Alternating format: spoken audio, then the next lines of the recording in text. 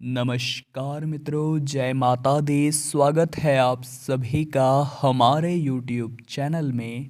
तो तुला राशि वालों, चाहे कुछ भी हो जाए, लेकिन मल मास में यह 3 काम भूल कर भी मत करना, वरना एक साथ बहुत सारी मुसीबतें आपके गले पड़ जाएगी। सनातन धर्म में हर काम करने के लिए सही समय बताया गया है। यदि अच्छे काम भी गलत समय या गलत मुहूर्त में हो जाए तो वो बुरे फल देने लगते हैं। ऐसा ही एक समय होता है मल मास, जिसे खर मास भी कहते हैं या मर महीना भी कहते हैं। इस महीने में कोई भी शुभ काम नहीं किया जा सकता। अगर आपने कर दिया तो वो भी अशुभ परिणाम देने लगेगा। ये महीना लगता कब है?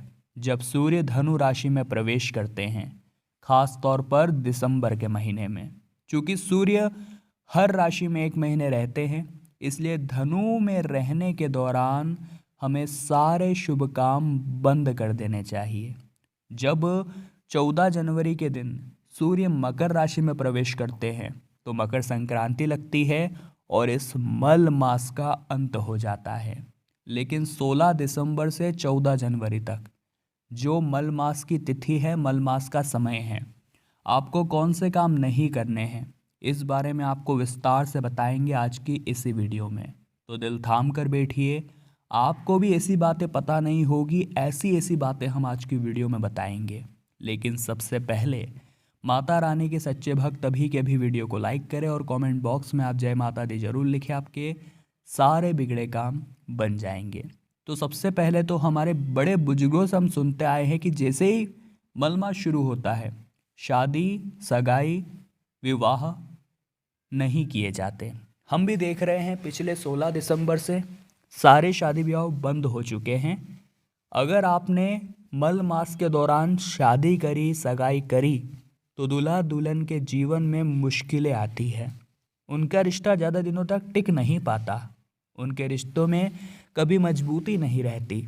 इसीलिए हमारे बड़े बुजुर्गों ने कहा है, शास्त्रों में लिखा है कि मल मास या खर मास या मर महीने में हमें भूल कर भी शादी नहीं करनी चाहिए, हमें भूल कर भी सगाई नहीं करनी चाहिए, वरना इसका परिणाम हम सहन नहीं कर पाएंगे। अब दोस्तों, बहू या बेटी को मायके या ससुराल के लिए विदाई भी मलमास में नहीं देनी चाहिए। कई बार ऐसा हो जाता है कि हम अपने घर बेटी को शादी बात रखते हैं और बहुत सारे लोग जाने अनजाने में मल मास में उसे ससुराल भेज देते हैं या फिर अपनी बेटी को घर बुला लेते हैं। ये चीज़ें मल मास में आपको बिल्कुल भी नहीं करनी है। मल मास के शुरू होने से पहले आप कर लीजिए या ख़त्म होने के बाद कर लीजिए। लेकिन आपको पता चल चुका है कि मल मास 16 दिसंबर से शुरू हो चुका है, तो यह काम करना यानी अपने हाथों अपने पैर पर कुल्हाड़े मारना, यह आपकी बहू या बेटी के जीवन के लिए अच्छा नहीं रहेगा। इसलिए हम समय रहते आपको सलाह देने आ गए हैं। अब मान लीजिए दोस्तों, मल मास का महीना चल रहा है और आप मुंडन संस्कार करने की सोच रहे हैं, तो आपको बिल्कुल भी नहीं करना है। इस बात का खास ख्याल रखिएगा, क्योंकि किसी भी प्रकार का शुभ कार्य इस मल मास के समय में नहीं किया जाता। जो समझ जाएगा वो बच जाएगा और जो इसे इग्नोर करेगा वो इसके अशुभ फल पाएगा। आगे वीडियो में और भी हैरान करने वाली बातें हैं, तो थोड़ा सा समय अवश्य निकालें और वीडियो को अंत तक ज़रूर देखें। अब कई बार हमारी एकदम से योजना बन जाती है नया घर खरीदने की, नई गाड़ी खरीदने की, गृह प्रवेश करने की, और जो मॉडर्न लोग हैं वो इस बात का ध्यान नहीं रखते कि कौन सा मुहूर्त चल रहा है, कौन सा महीना चल रहा है। अब 16 दिसंबर से तो मल मास की शुरुआत हो चुकी है, जो कि 14 जनवरी तक रहने वाला है। आपको खर मास के अंतर्गत घर नहीं खरीदना है, गाड़ी नहीं खरीदनी है, गृह प्रवेश नहीं करना है, वरना न तो वो गाड़ी शुभ फल देगी, न वो घर आपके लिए अच्छा रहेगा, और न ही वो गृह प्रवेश आपका शुभ होगा। क्योंकि मल मास के अंतर्गत कोई भी शुभ काम नहीं किया जाता। आप भी इस बात का ध्यान रखिएगा। अगर आप नया व्यापार शुरू करने की सोच रहे हैं, तो कोई भी नया काम इस दौरान आप शुरू ना करें। हमारी ये तो सलाह आपको यही रहेगी, क्योंकि ये आपके जीवन में धन हानि के अलावा और कुछ नहीं कराएगा। कई बार ऐसा हो जाता है, हमें ऐसा लगता है कि अगर मैं 1 महीने रुक गया तो कंपटीशन कितना बढ़ जाएगा, अगर मैं 1 महीने रुक गया तो फिर मेरा परिणाम बिगड़ जाएगा। मैं मार्केट में जमाने से पीछे हो जाऊंगा, फिर रिजल्ट मेरे जीवन में अच्छे नहीं आएंगे।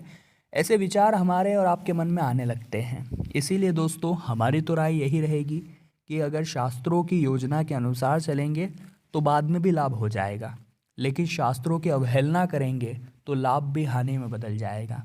इसलिए दोस्तों ऐसा व्यापार जो मल मास में शुरू होता है वो धन हानि ही देता है। थोड़ा सा सावधान हो जाइए और ये गलती बिल्कुल भी ना करें। खर मास या मल मास में आपको अपने गुरु या महिला का अपमान भूल कर भी नहीं करना चाहिए। ये गलती अगर आपने करी तो ये जीते जी मरने के समान होगा, इतना आप ध्यान रखिएगा। क्योंकि महिलाओं पर अत्याचार बुज़दिल लोग करते हैं।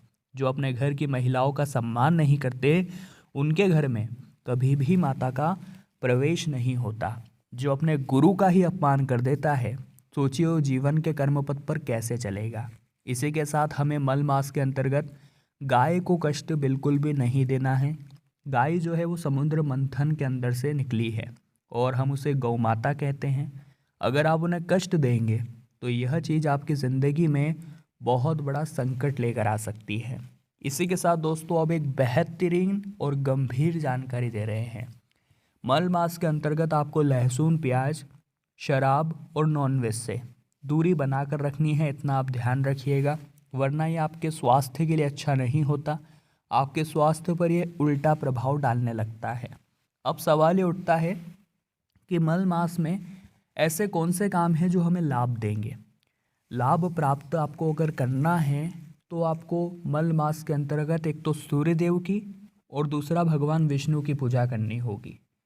इस मल मास में अगर आप सूर्य देव और भगवान विष्णु की पूजा करते हैं तो नकारात्मक प्रभाव आपसे दूर हो सकते हैं, क्योंकि इन दोनों की ही पूजा आपको इस माह के अशुभ प्रभावों से बचा सकती है।